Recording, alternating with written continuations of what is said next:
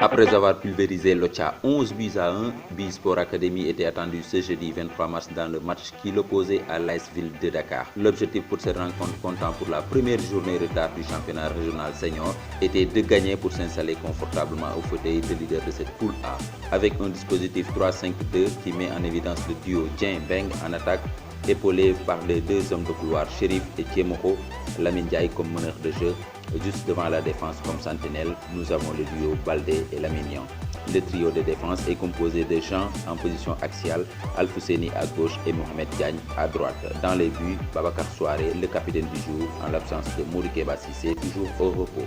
L'adversaire, qui ne comptait qu'un seul nul et 2 défaites, avait eu écho de la large victoire des académiciens et décide de se recroqueviller sur elle-même, laissant l'initiative du jeu aux hommes de coach Malik. Un but. La défense se regroupe très vite et on ne se complique pas la tâche derrière.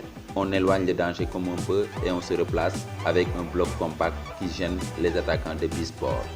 En première période, pas d'occasion France, si ce n'est cette ouverture millimétrée de Chérif Sané pour Mohamed Beng, centre en retrait pour Lamignon, étrangement seul face au gardien, mais qui manque le quart.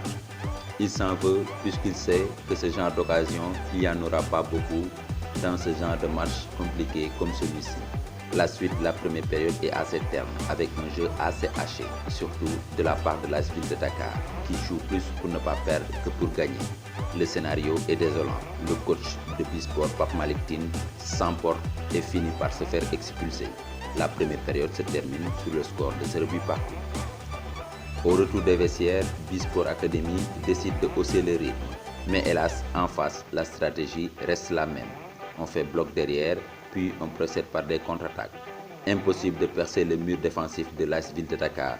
Coach Baranbouk, qui a pris le relais après l'expulsion de coach Malik, veut apporter plus de dynamisme, de créativité, mais surtout de percussion au niveau de son secteur offensif.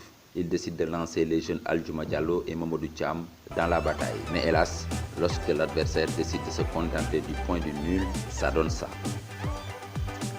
Le score n'évoluera pas. Les deux équipes se quittent dos à dos, 0 but partout. Bisport Academy devient tout de même leader de cette poule A avec 7 points plus 11, suivi de Khandalou 7 points plus 4. Inter de Dakar est 3e avec 7 points plus 3. Giafas est 4e avec 7 points plus 2. L'Ocha reste lanterne rouge avec 0 points moins 13. Pour la prochaine journée, la 4e, ce sera le mardi 28 mars.